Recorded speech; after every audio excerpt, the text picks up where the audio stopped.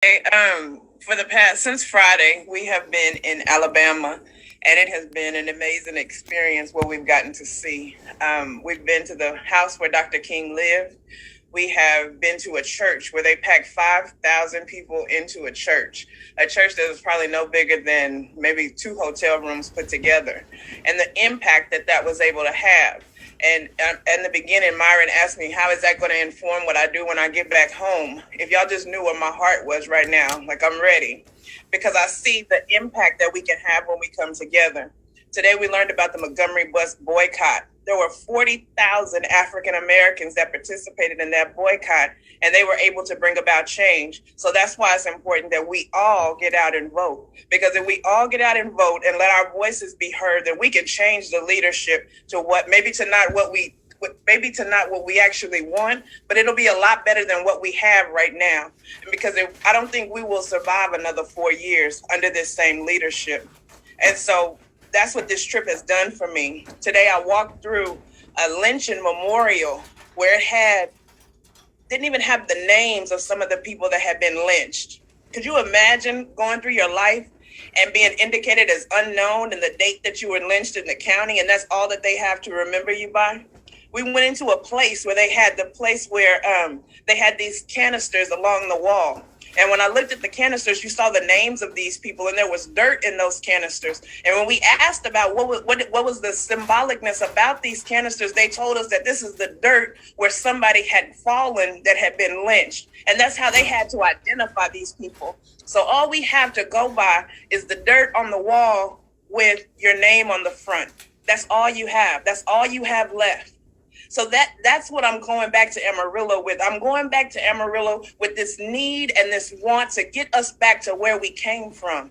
I stood on Dr. King's porch today, and I saw the divot where the bomb hit his house. And then we have people who have the nerve to say, I'm not going to vote because my voice isn't going to be heard. But today I am empowered to do better, not only for myself, but for my son.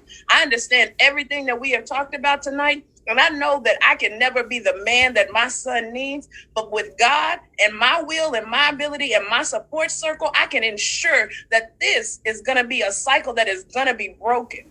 Because I understand that he is very important and he deserves to be a kid. I don't know if anybody really understands what we are having to talk to our kids about active shooter drills. We're having to tell our kids that you can't wear a black hoodie. We are having to tell our kids that if you get pulled over by the police, the first thing that you do is not get your registration out, but it is put your hands up because your life could be in jeopardy.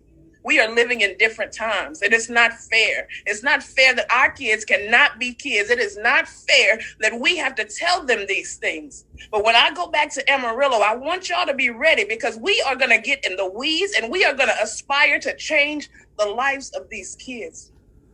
We talk about the church.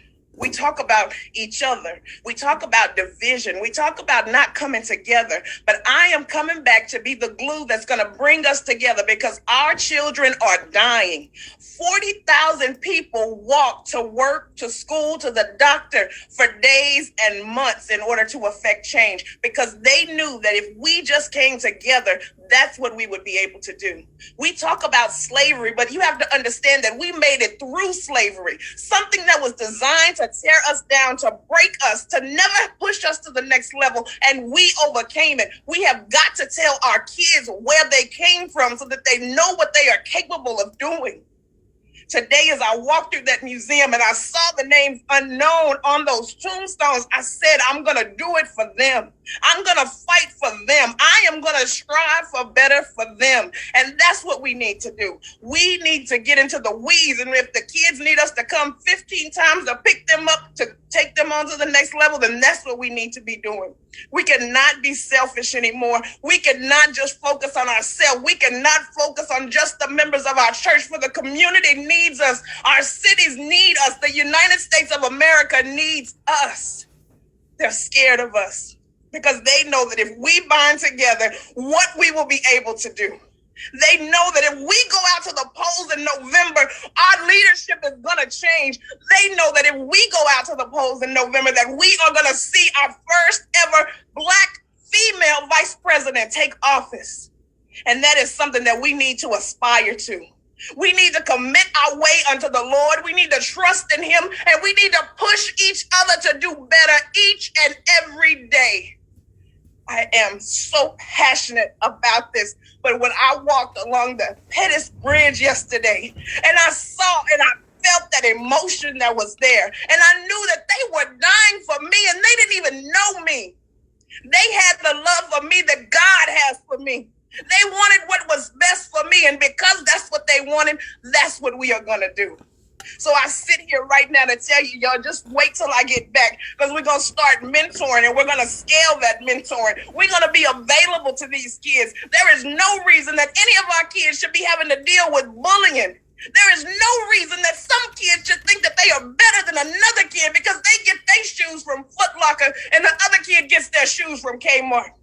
There is no reason that we should have the division that we have. But you guys know just as much as I do that the church has got to be the foundation. And I'm not talking about the building that is the church. I'm talking about the relationship that you have with God, the relationship that says you need to go to your community and you need to reach out. You need to advocate and you need to go to those meetings and you need to make them change those laws so that our children have a future. Now, I'm not preaching to y'all, but my daddy was a preacher, so sometimes I get loose. But I just want you to know that this trip is something that everybody needs to experience. I am on fire right now, and I'm just ready for the change that's going to come. As I stood there where Dr. King stood today, and I thought about his speeches and how he could move it, and I said, Lord, you anointed me with a voice, Lord, but tell me what you want me to do. Tell me what the next step is going to be. So when I come back, Pastor, we're going to get busy. We got some changes that we're going to make. And Brother Mike, I'm going to reach out to you because I might need you to come to Amarillo and intervene sometime. And Mr. Cerenzo, I'm going to call on you because I need you and those men that are in 101 elite men to get on my team and say that we're going to work together instead of being divided. Marlon, I'm going to call on you, brother. Myron, I'm going to call on you because we have to come together because these kids are not doing what we say do. They are doing what they see us do. So we have to come together in order to make it better for them. Their life depends on it. So we can sit around and we can say, I'm for my community, I'm for my kids. But if we don't get in the weeds, that's where they're dying. We got to get in the weeds and go back and pick them up. We got to go back and show them that you are better than a rapper. You are better than an athlete. Barack Obama showed us that you can be the president of the United States. And that's what we have to go back and tell them. That's what we have to do. You know, I think about Dr. King when he talked about and then went back to the South and he knew that something had to be done. Well, I'm going back to Texas and I'm telling you that something has to be done. So please, I'm asking that we just tear these walls of division down, that we make a better tomorrow for our kids. My son is 12 years old and I have to tell him that no, he can't do certain things in front of the police. And I'm asking you to stand with me as we say enough is enough. Enough is enough, and there's more than just a phrase, but enough is enough. I ask everybody that's watching, everybody that's on this call to understand, what is your place? What is God calling you to do? How can I help you to get there? And what can you do to help me get where I need to be? For we are stronger when we stick together. And so in closing, I just want y'all to know that you need to vote. In November, you need to vote, like John Lewis said, like you never voted before. For the future is dependent on it. You need to fill out your census. I'm tired of hearing people say, oh, I don't want to fill out my census because then they're going to know who I am. Well, let me tell you, honey, they already know who you are. So if we want to have the funding that we need for our communities, then you need to text 313131 and you need to fill out your census so that you can be counted. That is what I got from Alabama. And I can't wait to come back. But I don't want to just come back by myself. I want to bring a group of kids to come back. Because if I can show them what we overcame, then I can show them what they can be. Thank you.